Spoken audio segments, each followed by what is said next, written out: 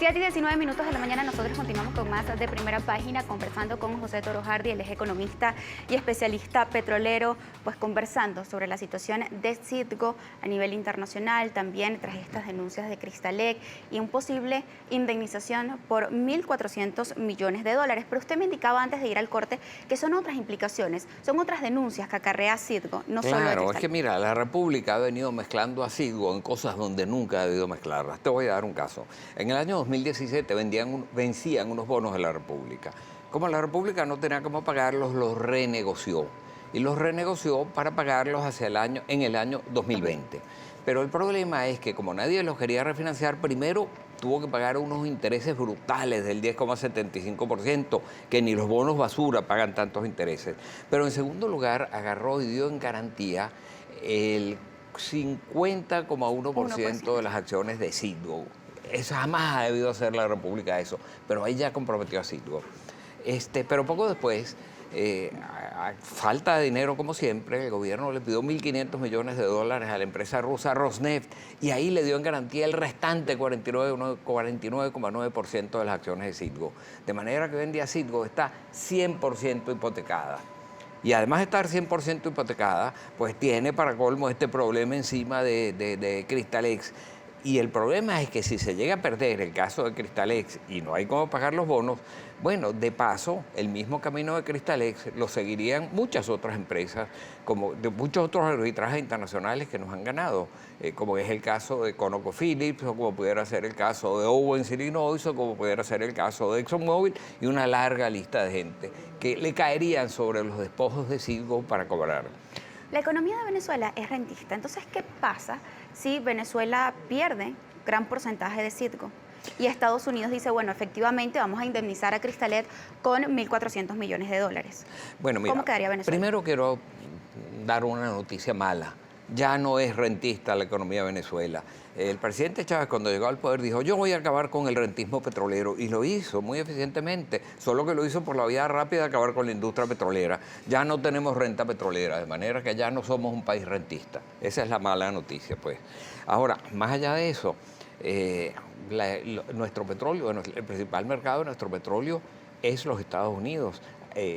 Un tanquero que sale de Venezuela, por ejemplo, de las costas del estado Falcón, tarda 4 días en llegar a las costas del Golfo de México, donde teníamos allí 8 grandes refinerías diseñadas como un traje a la medida para las características de nuestro petróleo.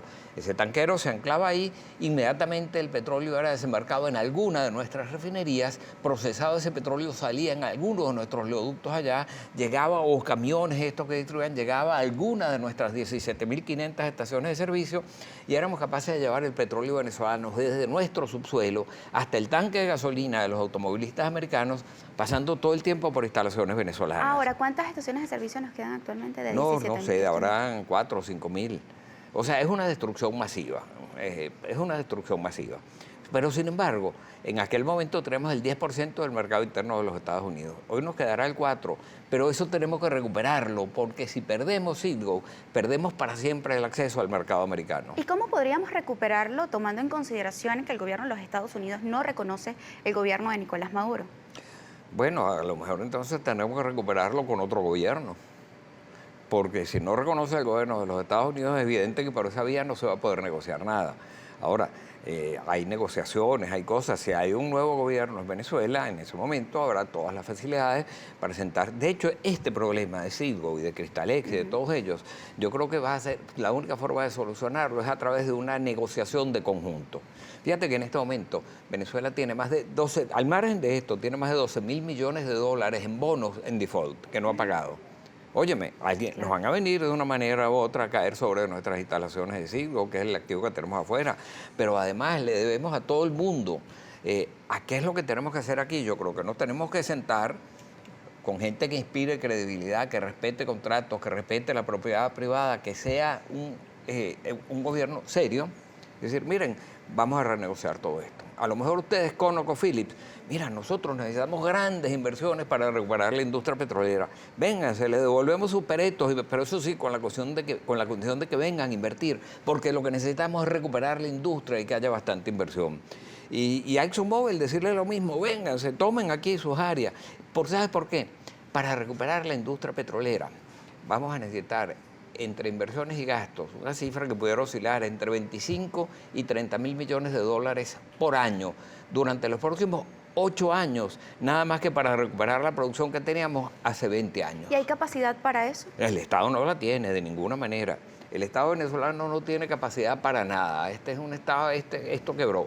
Ahora, evidentemente, eso implicaría tener que llegar a una nueva fórmula de negociación, una suerte de apertura petrolera más audaz que la anterior, donde de la mano con el Estado vengan inversionistas privados a recuperar nuestras refinerías para que los venezolanos volvamos a tener gasolina y a recuperar nuestra industria petrolera para que volvamos a empezar a tener divisas que ya no hay. Y generar confianza. Y generar confianza y respetar los contratos y volver a ser un país civilizado.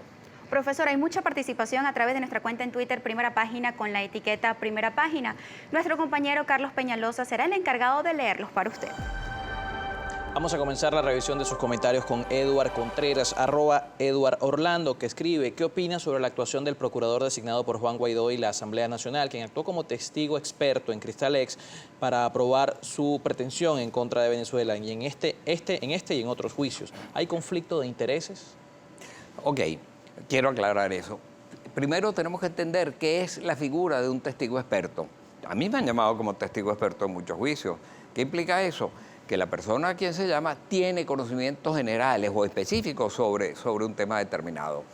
A él en un momento determinado lo contratan para dar una opinión como testigo experto sobre la legislación venezolana. Él no habló, él nunca se puso de parte de Cristalex o de parte del gobierno, de parte de nadie. Él objetivamente analizó lo que dicen las leyes venezolanas. Ahora, muchos dicen que una vez que él hizo eso, por cierto, él nunca fue abogado de Cristalex. Él lo que fue un testigo experto que, como digo, es una figura muy característica, muy peculiar. Ahora, muchos dicen que entonces él no ha debido aceptar el cargo de procurador con el cual se le designa. Bueno, eso no es así. Él tenía dos vías. Una era, si iba a actuar como procurador, él sabía que no podía actuar en el caso de Cristalex, porque él como testigo experto había emitido opinión. La otra vía es que él no aceptase el cargo de procurador general.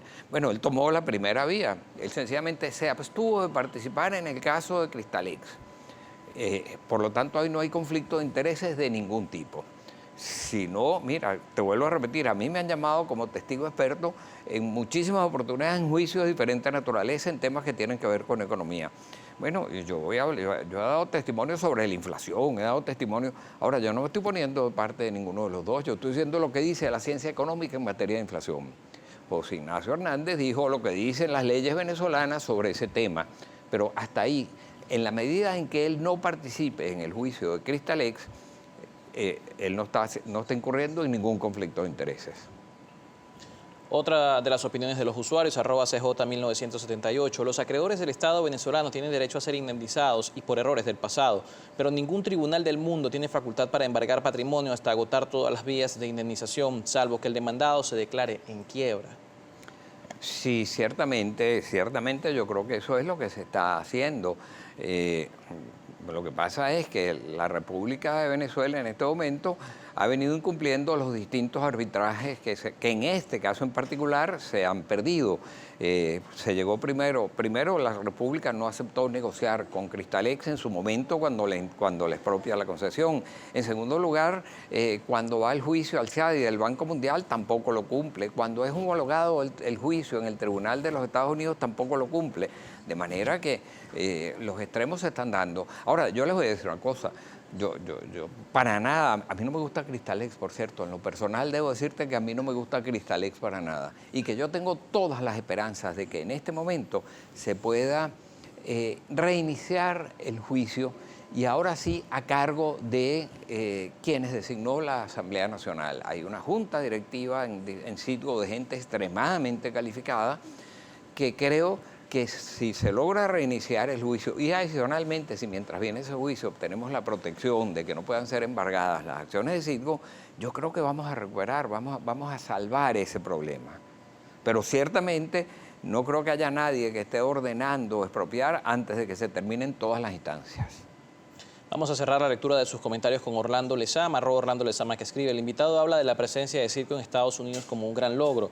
No fue un error orientar la política petrolera colocando todos los huevos en la canasta, priorizándola hacia Estados Unidos y no diversificando más los mercados alternos. Bueno, fíjense lo que pasaba. Dadas las características del petróleo venezolano, nuestro petróleo no podía ser refinado en otras partes del mundo. Cuando se nacionaliza la industria petrolera, allá en el 76, pasamos a ser de dueño de todas nuestras acciones, nuestras reservas, nuestro todo, pero no teníamos acceso a los mercados. Teníamos que vender el petróleo que producíamos a través de las mismas transnacionales que habíamos nacionalizado, valga la redundancia, y no los pagaban a precio de gallina flaca. Eso obligó entonces a PDVSA a buscar su propio acceso al mercado. Y por eso compró varias refinerías en Europa, aquellas de la Beba Oil, recuerdan ustedes, en asociación con Ruhr Oil, que fue vendida sin que nadie nos diera por qué, ni siquiera nos dijeron que se había hecho con los recursos de la venta. Teníamos refinerías en Suecia, en Bélgica, en Inglaterra. Y en Estados Unidos compramos Citgo. Y en esa refinería se hizo una gran inversión para transformarla como un traje a la medida de las características de nuestro petróleo, y fue extraordinariamente exitoso. Eso nos permitió a nosotros llegar a controlar el 10% del mercado interno de gasolina, tener acceso directamente a la gasolina. Ahora, si nosotros estábamos produciendo 3,5 millones de barriles, es evidente que no los podíamos colocar dentro de Venezuela, porque Venezuela no tenía un mercado para absorber esa cantidad. Quizás se ha debido hacer un esfuerzo mayor para industrializar más el gas, insistir en la petroquímica, etcétera, pero no había otro mercado.